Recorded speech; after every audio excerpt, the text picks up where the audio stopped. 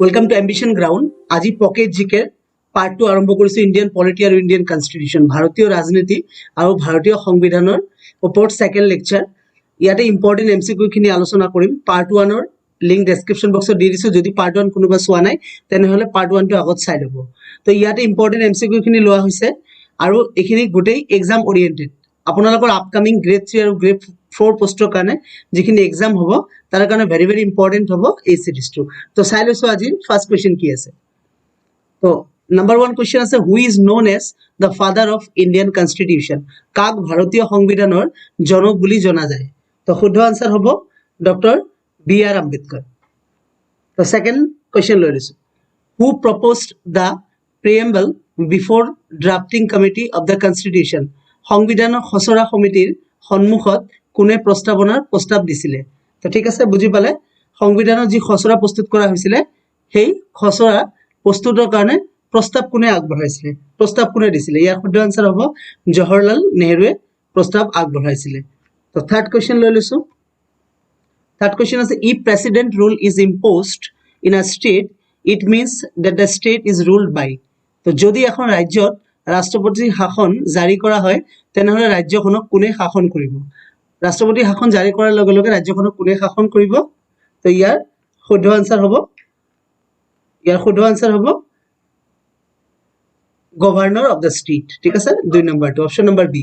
তো গভৰ্ণৰে ৰুল কৰিব। তো নেক্সট কোৱেশ্চন লৈ লৈছো। 4 number question. 4 number question, in how many times national emergency has been declared? কিমান বাৰ ৰাষ্ট্ৰীয় জৰুৰীকালীন অৱস্থা ঘোষণা কৰা হৈছিল? দ্যাট মিনছ আমাৰ ভাৰতত নেশ্যনেল ইমাৰ্জেঞ্চি কিমান বাৰ ঘোষণা কৰা হৈছিল? মই যোৱাকালি সিৰিজটো আপোনালোকৰ নেশ্যনেল ইমাৰ্জেঞ্চি বুলি কোৱা নাছিলো, তাতে দিছিলো মই ফুড ইমাৰ্জেঞ্চিৰ কথা কৈছিলো। ইয়াতে হৈছে নেশ্যনেল ইমাৰ্জেঞ্চি। তো নেশ্যনেল ইমাৰ্জেঞ্চি কিমান বাৰ ঘোষণা কৰা হৈছিলে? আমাৰ ভাৰতত 3 বাৰ। মনত ৰাখিব, 3 বাৰ। তো কেতিয়া কোন প্ৰথমবাৰৰ বাবে কৰা হৈছিলে? ইণ্ডিয়া চাইনা যেতিয়া ৱাৰ হৈছিলে, ইণ্ডিয়া আৰু চাইনা যেতিয়া যুদ্ধ হৈছিলে, ইণ্ডিয়া আৰু চাইনাৰ যুদ্ধৰ সময়ত আমাৰ ফাৰ্স্ট ইমাৰ্জেঞ্চি ঘোষণা কৰা হৈছিল। আৰু কেতিয়া হৈছিলে ইণ্ডিয়া আৰু চাইনাৰ যুদ্ধ? 1962 পৰা 1968 লৈকে। মনত ৰাখিব, এইখিনিও কিন্তু ভেৰি ভেৰি ইম্পৰ্টেণ্ট যে ফাৰ্স্ট ইমাৰ্জেঞ্চি বা ফাৰ্স্ট জৰুৰীকালীন অৱস্থা কেতিয়া ঘোষণা কৰা হৈছিলে? 1962 পৰা 1968 লৈকে চলিছিলে। একচুৱেলি 1962 ঘোষণা কৰিছিলে। তো কাৰ লগত ৱাৰ হৈছিলে? ইণ্ডিয়া আৰু চাইনাৰ লগত। এইটো হৈছে ফাৰ্স্ট। আৰু সেকেন্ড কেতিয়া ঘোষণা কৰা হৈছিলে? দ্যাট মিনছ সেকেন্ড ৰাষ্ট্ৰীয় জৰুৰীকালীন অৱস্থা ঘোষণা কৰা হৈছিলে ইণ্ডিয়া আৰু পাকিস্তানৰ যেতিয়া যুদ্ধ হয়। ইণ্ডিয়া আৰু কি পাকিস্তান, ইণ্ডিয়া আৰু পাক বুলি লিখিলো। ইণ্ডিয়া আৰু পাকিস্তানৰ যুদ্ধ যেতিয়া হৈছিলে, তো কেতিয়া? এইটো 1971। 1971ত সেকেন্ড ইমাৰ্জেঞ্চি ঘোষণা কৰা হৈছিলে। আৰু তেতিয়া সময়ত, ঠিক আছে, তেতিয়া সময়ত আমাৰ চাই ল'ব ইয়াতে, তেতিয়া আমাৰ প্ৰেসিডেন্ট কোন আছিলে? এই 1971ত প্ৰেসিডেন্ট আছিলে ভিভি গিৰি। ভিভি গিৰি। তো ভিভি গিৰি আছিলে প্ৰেসিডেন্ট, মানে ৰাষ্ট্ৰপতি। তো এইটো আহিব পাৰে যে সেকেন্ড ইমাৰ্জেঞ্চি যেতিয়া হৈছিলে, মানে সেকেন্ড জৰুৰীকালীন অৱস্থা যেতিয়া হৈছিলে, তেতিয়া ভাৰতৰ ৰাষ্ট্ৰপতি কোন আছিলে? তো শুদ্ধ আনসাৰ হ'ব ভিভি গিৰি।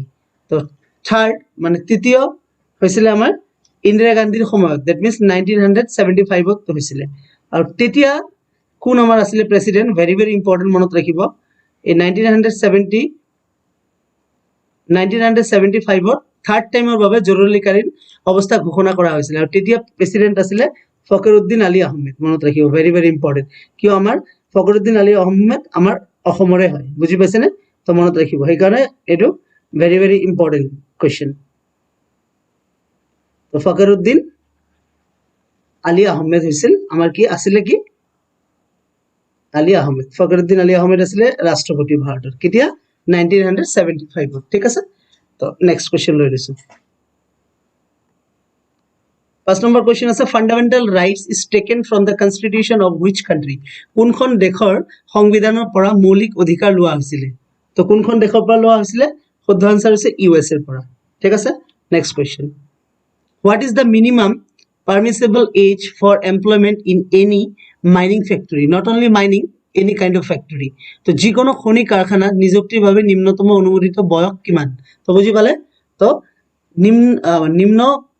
নিম্নতম মানে মিনিমাম কিমান বয়স হ'ব লাগিব ল'ৰা এজন বা যিকোনো এজন মানুহে যদি মাইনিং ফেক্টৰী বা যিকোনো ফেক্টৰীত কাম কৰিব বিচাৰে তো মিনিমাম এজ হ'ব লাগিব কিমান 14 বছৰ 14 years is the minimum age যদি বাচ্চাজনৰ বয়স 13 বছৰ হয় তেতিয়া কিন্তু মাইনিং ফেক্টৰী বা এনি কাইন্ড অফ ফেক্টৰী নিযুক্তি পোৱাটো কিন্তু এটা অপৰাধ বুলি ধৰি লোৱা হয় ঠিক আছে তো 7 নম্বৰ কোৱেশ্চন লৈ লৈছো how many types of writ are there in Indian constitution ঠিক আছে ভাৰতীয় সংবিধানত কিমান প্ৰকাৰৰ ৰিট আছে তো আপোনালোকে নিশ্চয় ৰিট মানে বুজি পোৱা নাই এটা আগত ৰিট মানে বুজিব লাগিব তেতিয়া শুদ্ধ আনসাৰটো আমি দিব পাৰিম নহয় জানো তো ৰিট এটা ভেৰি ভেৰি ইম্পৰ্টেন্ট টপিক হয় তো বুজি পালে ৰিট এটা ভেৰি ভেৰি ইম্পৰ্টেন্ট টপিক কাৰণ ৰিটৰ পৰা এক্সামত কোৱেশ্চন থাকে তো ৰিট কি হয় ৰিট হৈছে এটা সিম্পল ওয়ার্ড রিট মানে এক প্রকারের অর্ডার বলি আমি কব পারো ঠিক আছে final order writ means final order ঠিক আছে is given by court final order is given by court মানে কোর্টের পৰা যেটো ফাইনাল অর্ডার আহে আমি রিটক সিম্পল ভাষাত কব পারো it is a final order তো বুঝি পালে মই যদি আপোনালোকে ইজি কৈ বুজাবলৈ যাও ধৰি লওক আপোনাক কোনোবা এজনে মানে কোনোবা এখন থানাৰ পৰা বা কোনোবা এটা পুলিশ স্টেশনৰ পৰা আপোনাক এৰেষ্ট কৰি ললে ঠিক আছে এখন পুলিশ স্টেশন আছে পিএস ঠিক আছে ইয়াৰ পৰা আপোনাক কি কৰিলে এৰেষ্ট কৰি ললে আপুনি বলে কৰবাত খাই আছিলে আপোনাক এৰেষ্ট কৰি উঠাই লৈ পুলিশ স্টেশনে ঠিক আছে তেতিয়া আপোনাৰ মানৱ অধিকাৰ আইন ভংগ কৰিলে দ্যাট মিন্স আপোনাৰ প্ৰাইভেসি ভংগ কৰিলে ঠিক আছে আৰ্টিকেল 21 ৰ আন্ডাৰত কিন্তু আপুনি পুলিশ স্টেশনৰ নামত কিন্তু আপুনি কমপ্লেইন দিব পাৰে কাৰ ওচৰত কমপ্লেইন দিব পাৰে কোৰ্টত গৈ কমপ্লেইন দিব পাৰে যে আৰ্টিকেল 21 ত কৈছে কি আপোনাৰ প্ৰাইভেসি নষ্ট কৰিছে দ্যাট মিন্স আপুনি কিবা এটা কৰি আছিল সেই সময়ত আপোনাক এৰেষ্ট কৰিছে উইদাউট এনি ৰিজন পুলিশে তেতিয়া আপুনি কোৰ্টত কি কৰিলে আপিল কৰিলে যে আৰ্টিকেল 21 ৰ আন্ডাৰত আপোনালোকে কিবা এটা ব্যৱস্থা লওক তেতিয়া কোৰ্টে কি কৰিব পুলিশ স্টেশনত কিবা এটা অৰ্ডাৰ দিব যে আপোনালোকে আইন ভংগ কৰিছে আৰ্টিকেল 21 ৰ আন্ডাৰত এই মানুহজনক এৰেষ্ট কৰাটো আপোনালোকৰ ভুল হৈছে দ্যাট মিন্স অৰ্ডাৰ এটা দিব দ্যাট ইজ কল্ড ৰিট বা কোনোবা এটা ডিপাৰ্টমেন্টক ঠিক আছে ডিপাৰ্টমেন্টক বলে কোৰ্টৰ পৰা কৈছে যে আপোনালোকে এইটো কাম কৰি দিব লাগে বা এই বস্তুটো বনাই দিব লাগে এই বিল্ডিংটো বনাই দিব লাগে বুজি পালে কথা বা কোনোবা এটা মিউনিসিপালিটিক কৈছে যে এই আপোনালোকে কামটো কৰি দিব লাগে তো বুজি পালে না কথাটো হিয়তে কি কৰিলে কামটো নকৰিলে তাৰ পিছত পাব্লিকে গৈ কি কৰিলে সুপ্ৰিম কোৰ্ট বা হাই কোৰ্টত গৈ কমপ্লেইন দিলে যে কামখিনি হোৱা নাই ভালকৈ হোৱা নাই তেতিয়া কোৰ্টে কি কৰিব এটা ফাইনাল অৰ্ডাৰ দিব যে ইট ইজ আৱাৰ ওয়াৰ্নিং এটো আমাৰ লাস্ট ওয়াৰ্নিং দিলো আপোনালোকে কৰিব লাগিব কিন্তু তো এই যে লাস্ট ওয়ার্নিং টো হৈছে রিট লাস্ট ওয়ার্নিং টো হৈছে কি রিট তো বুজি পালে রিট মানে হৈছে ফাইনাল অর্ডার তো রিট হৈছে কি শব্দ ইংলিশ শব্দ নহয় কিন্তু রিট এটা ল্যাটিন শব্দ মনত ৰাখিব ৰিট এটা কি শব্দ ল্যাটিন শব্দ তো কেই প্ৰকাৰৰ ৰিট আছে হেতুৱে কোশ্চেন আমাৰ ভাৰতীয় সংবিধানত কিমান প্ৰকাৰৰ ৰিট আছে তো শুদ্ধ আনসাৰ হ'ব 5টা ৰিট আছে তো ইয়াৰ ওপৰত কোশ্চেন আহিব যে কি ৰিট আছে এক নম্বৰ হৈছে মই ইয়াৰ ওপৰত স্পেশাল এটা ভিডিও বনাম লাগিলে ৰিটৰ ওপৰত আৰু ভালকৈ আপোনালোকে বুজি পাব ইয়াত জাস্ট মই 5টা ৰিট লিখি দিছো যে 5টা ৰিট কি আছে তো এক নম্বৰ ৰিট হৈছে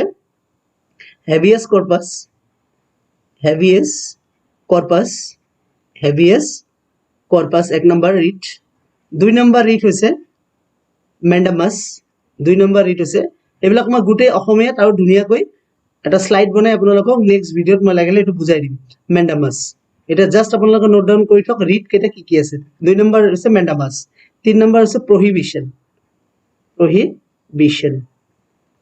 prohibition ঠিক আছে তিন নম্বৰ গল চাৰি নম্বৰ ৰিট কি আছে চাৰি নম্বৰ ৰিটটো লেখক certiorari বা কাৰ্টিওৰাৰি বুলিও ক'ব পাৰো কাৰ্টিওৰাৰি ঠিক আছে 5 নম্বৰ ৰিটটো হৈছে কিউ এটো কিউ বুলি কম কিউ ইউ ও আছে কিউ বুলি কম কিউ ওয়ার্টানো ঠিক আছে কিউ ওয়ার্টানো ঠিক আছে W A double R A N T O warranto ঠিক আছে কিউ ওয়ারান্টো তো হল হেভিয়াস কর্পাস তো ভেরি ভেরি ইম্পর্টেন্ট আৰু কিউ ওয়াৰান্টন তো ইম্পৰ্টেন্ট এই দুটাৰ পৰা মেইনলি কোশ্চেন আহে habeas corpus mandamus prohibition certiorari quo warranto ঠিক আছে এই পাঁচটা হচ্ছে আমার রিট হবো তো next question who appoints governor of a state in India ভারতের এখন রাজ্যপালক কোনে নিযুক্তি দিয়ে বুঝি পালে